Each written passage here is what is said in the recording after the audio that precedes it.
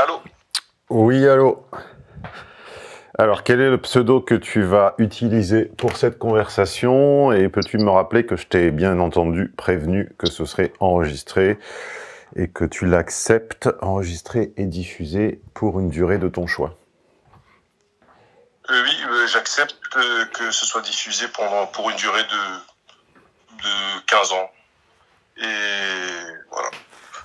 Mon pseudo pour cette étude de cas, ce sera Thomas. Ok Thomas, on t'écoute. Donc tu me joins parce que tu as souscrit à mon offre VIP, classique, intégral ou premium? Intégral. Je Intégral. suis client de l'offre intégrale depuis à peu près 6-7 mois. D'accord. Est-ce que ça s'est bien passé? Est-ce que tu es content? Est-ce qu'on s'occupe bien de toi? As-tu des remarques? Non, franchement, tout se passe super bien. Tous les préparateurs et Nono sont hyper dynamiques et à l'écoute, donc c'est super. J'ai que du positif, quoi. Est-ce que tu as réussi à me joindre facilement?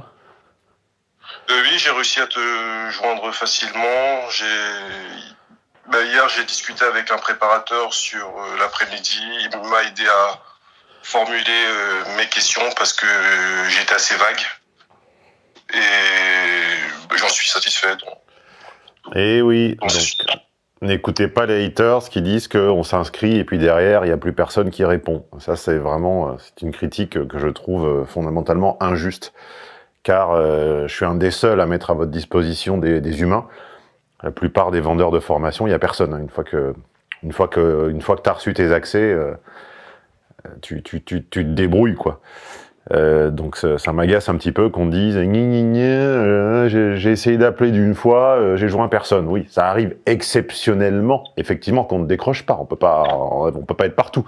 Mais globalement, voilà, on est là. Et c'est confirmé systématiquement par les gens qui savent déjà de base lire les horaires des préparateurs. Ça aide déjà de lire le planning. De pas appeler les mauvais à la mauvaise heure et puis de se dire ah ben je comprends pas, il avait l'air agacé. Ben ouais, mais enfin si c'est pas son jour, c'est pas son heure et que t'es le 30e du mois à appeler hors de son créneau, oui, il peut être un petit peu agacé. Quand tout le monde lit correctement, ça se passe bien. Alors on t'écoute. Je te contacte pour cette étude de cas parce que j'ai eu deux échecs dans ma vie. Voilà ce qui s'est passé. J'aimerais savoir en fait qu'est-ce qui en fait bugué en fait de mon côté parce que chaque fois que j'ai investi des relations en fait, on va dire des relations sérieuses, j'ai mis entre parenthèses ma carrière de côté pour pouvoir pour que ces relations marchent et chaque fois ça s'est pas passé comme je le voulais en fait. Donc j'aimerais savoir quelle est la vision des femmes quelle est la vision que les femmes peuvent avoir de moi vis-à-vis de ce comportement en fait. Et principalement c'est ça en fait. C'est un petit peu vague comme question, ça. Oui, bah c'est clair, mais c'est vague. Ça m'étonnerait que Thibaut t'ait validé une question, que Théo, pardon, qu'il m'excuse, que Théo, Thibaut est un copain que je vais voir bientôt, donc d'où la confusion. Ça m'étonnerait que Théo t'ait validé une question aussi vague, mon petit chaton. Quelle est la vision que les femmes peuvent avoir de ma vie est une question beaucoup trop vague. Non, mais quelle image, en fait, qu'est-ce que je dégage auprès de la gente féminine, le fait de mettre ma carrière de côté pour favoriser la relation, est-ce que c'est négatif, est-ce que c'est préjudiciable pour moi, en fait, tout simplement. Préjudiciable. Préjudiciable, ouais, c'est ça. Tu m'obliges enfin, la formulation de la présentation, la nature même de ta question m'oblige à faire quelque chose que je n'aime pas beaucoup, qui s'appelle des généralités. Parce que les généralités, ensuite, c'est facile de dire, ces réponses sont trop simples, trop générales, pas assez déclinées en cas particulier. Donc je vais aller un peu contre ma volonté et faire des généralités. D'abord, j'espère que tu as le séminaire feuille de route, en anglais Secret Agenda. Oui, je l'ai, ouais. Ok, donc déjà une grande partie de la réponse à ta question se trouve à l'intérieur. J'espère que tu as compris mon modèle avec les degrés de liberté, verrouillé, déverrouillé. Oui. Je t'invite à le revoir. Je suis pas 100% convaincu que tout ça soit très clair, mais de manière donc pour faire une réponse un petit peu générale,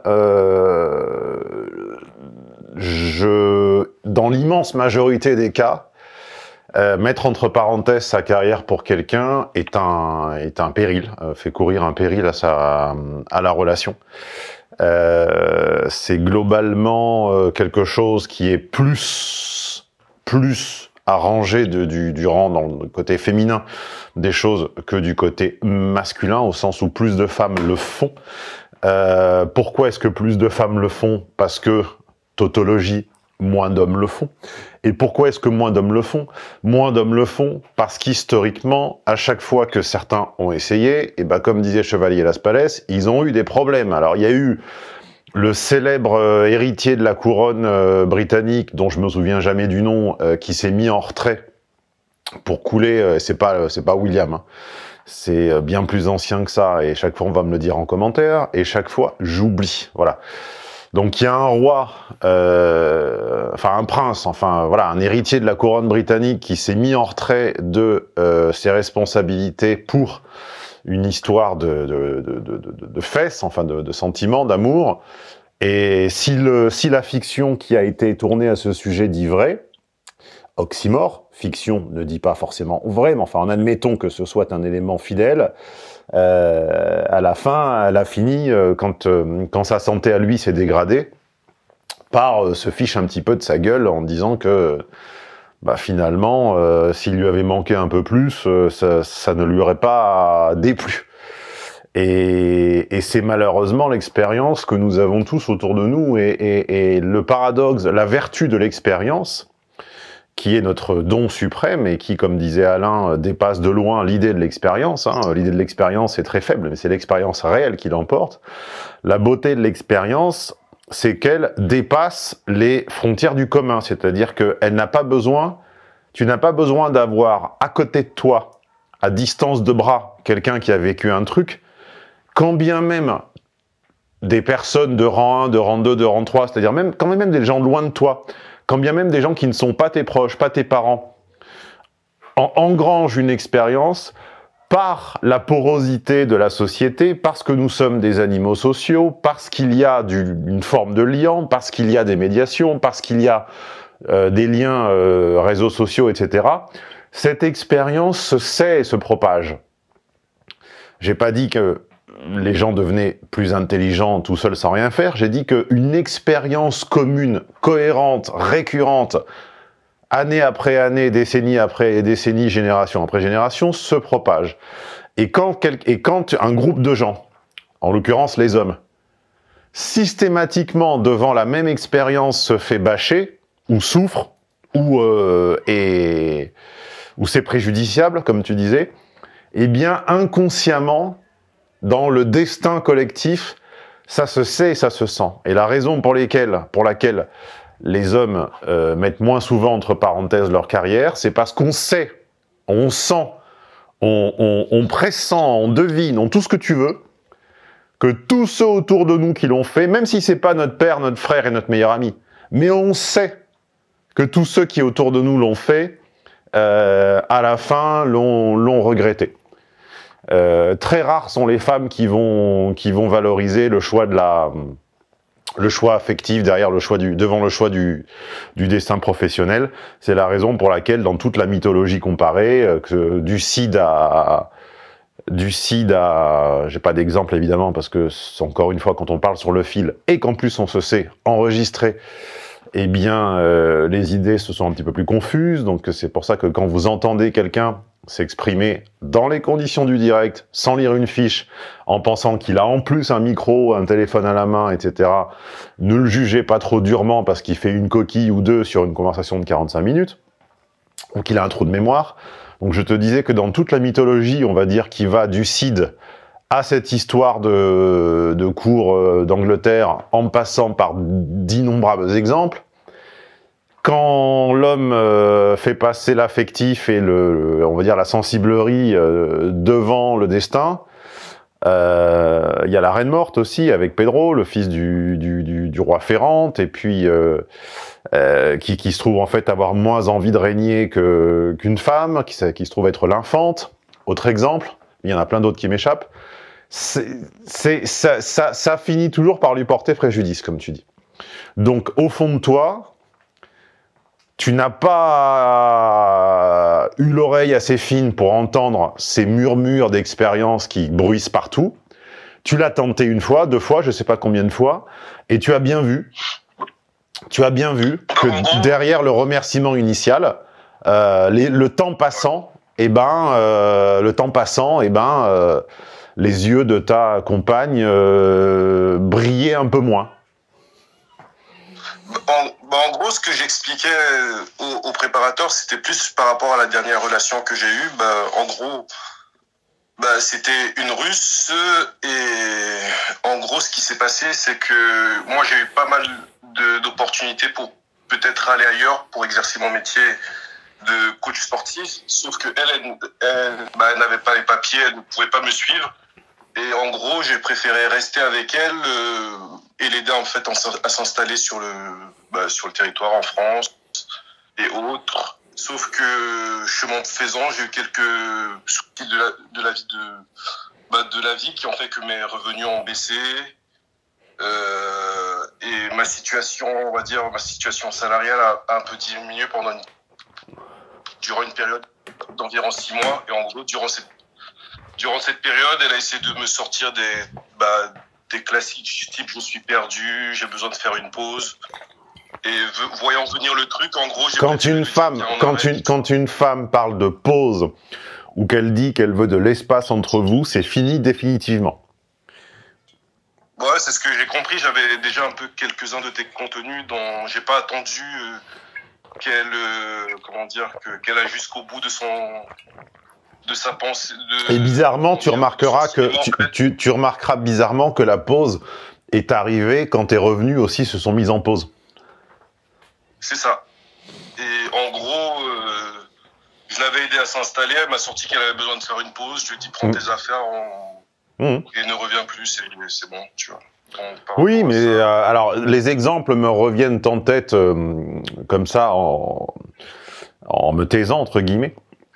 En t'écoutant, il y a un autre bouquin sur ça qui s'appelle L'amour fou de Tanizaki, si je ne m'abuse, qui est l'histoire de cet homme qui sert de précepteur, donc qui apprend les langues à cette japonaise, qui lui apprend la vie en société, qui lui apprend les manières, qui lui apprend à parler anglais, qui lui apprend plein de choses.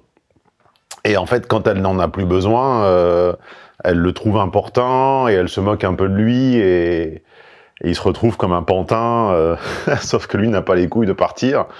Donc, oui, comme disait Shakespeare, hein, on est utile que tant qu'on est nécessaire. Donc, quand tu étais nécessaire à s'installer, c'était très bien. Quand tu subvenais à certains de ses besoins, c'était très bien. Et puis, quand ça a été le contraire, tout à coup, c'était beaucoup moins rigolo. Qu'est-ce que tu veux que je te dise? C'est la nature humaine, et pas forcément que féminine d'ailleurs. Il faut être juste.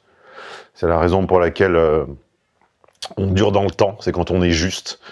Il faut être juste. Ça n'est pas que féminin. Il y a également beaucoup d'hommes qui sont atteints de cette vision égocentrée, qui est que quand on a besoin, on est comme disait mon pote Grégoire, l'amour, c'est pas un truc qui se fait, c'est un truc qui se donne.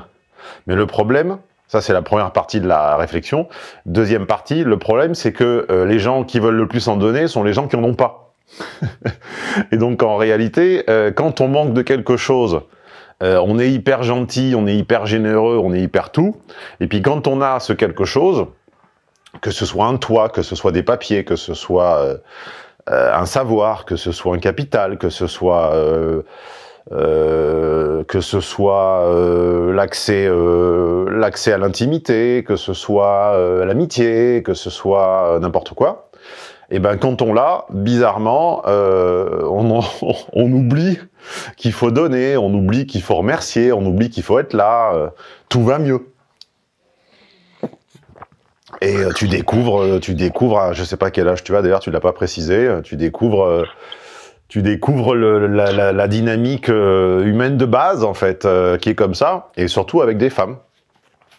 Donc pour résumer, parce qu'on me reproche souvent d'être trop abstrait, pour résumer, sauf cas exceptionnel, n'abdiquez pas un choix professionnel pour une femme, car elle ne vous en saura pas gré sur le long terme. Elle vous en saura gré à très très très court terme, et quand je dis très court terme, c'est une semaine ou deux, et quelques mois plus tard, elle aura oublié, et quelques années plus tard, elle se vengera. Comme ça, je peux pas être plus clair. D'accord. Non, mais merci beaucoup, c'est ce que j'avais besoin.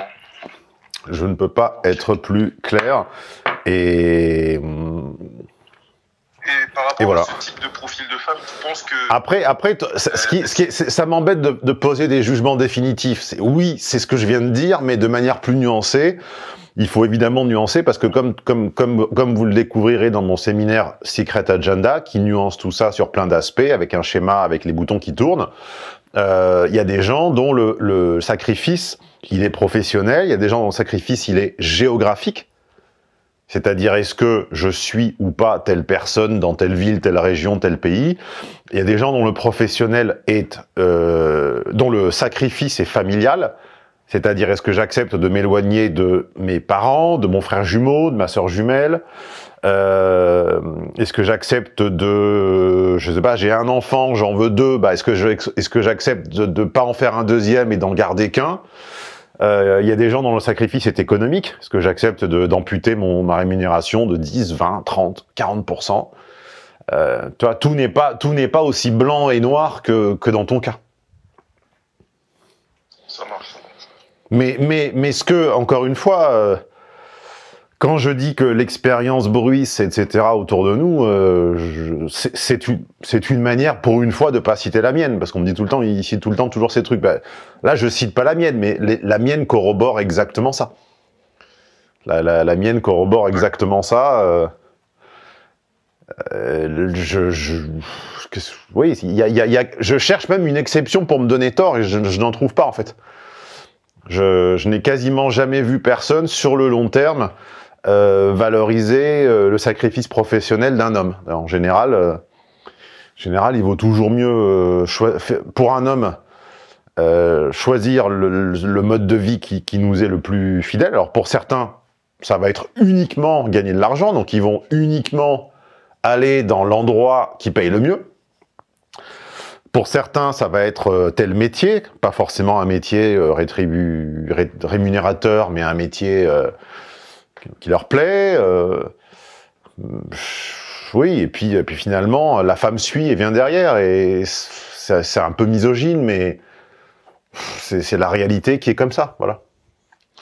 C'est la réalité qui est comme ça. Ça marche. Ok. Voilà, une autre question? J'aimerais juste savoir aussi par rapport à ce type de situation qui m'est arrivé, tu penses que cette personne sera susceptible de me recontacter ou pas? Parce qu'en fait, quand la séparation s'est faite, j'ai décidé de couper les ponts, et depuis à peu près 7-6 mois, depuis j'ai pas eu de nouvelles. J'ai pas donné de nouvelles, et j'ai pas non plus cherché à en avoir, quoi. Et donc, je comprends pas. Tu me demandes si une personne qui a disparu depuis 6 ou 7 mois va te recontacter? Ouais, si ça arrive souvent, des trucs comme ça. Mais pourquoi? Je sais que tu... Pourquoi faire? Ah, c'est vrai. Non, j'étais un peu naïf sur ce coup. Ouais. C'est vrai. Pourquoi? Si tu poses la question, c'est-à-dire que tu le souhaites. Non, mais en fait, c'est parce que... dis pas non. Tu le souhaites. Sinon, tu ne me demanderais pas. Oui et non, mais c'est plus pour... c'est plus sur côté un peu, ouais, d'ego, mais c'est vrai que c'est pas... Au fond de moi, je sais que ça n'arrivera pas. Tu as raison. Tu sais, c'est pas parce qu'on est un homme assez H et un peu binaire comme tu sembles l'être, qu'il faut pas recourir à son intuition. Hein. L'intuition n'est pas une faiblesse, hein. Du tout, hein. Du tout. Et je pense qu'au fond de toi, tu sais plus que pertinemment que ça n'arrivera pas. Et tu sais, souvent le signal on l'a, l'intuition là, on veut simplement pas l'écouter. C'est vrai. Donc tu sais très bien ce qui s'est passé et tu appelles pour avoir une confirmation, mais c'est pas grave, c'est pas une honte non plus, mais tu appelles pour avoir une confirmation. Je ne t'apprends rien. Non, c'est ça, c'est exactement ce que je voulais en fait. C'était pour avoir des confirmations, ça marche. Une confirmation. Ben, je te remercie Stéphane, merci beaucoup. Eh ben, à la prochaine fois pour une prochaine étude de cas. Un dernier mot à passer aux éventuels auditeurs qui ne seraient pas encore VIP. N'hésitez pas en fait, parce que grâce à ton contenu, je pense que j'ai compris pas mal d'erreurs que j'ai fait dans ma vie avec les femmes et même socialement, parce que en dehors du contenu sur les relations homme-femme, j'aime beaucoup tes contenus sur l'intelligence sociale. Je trouve que ou même sur comment dire, t'as pas mal de contenu aussi sur comment dire, tout ce qui est intelligence sociale, skill social, comment créer un réseau. Et moi qui suis aussi entrepreneur, je trouve que c'est aussi c'est un plus énorme quoi en fait. Donc, voilà. Merci du message, bonne fin de journée. Merci toi aussi, au revoir. Ciao.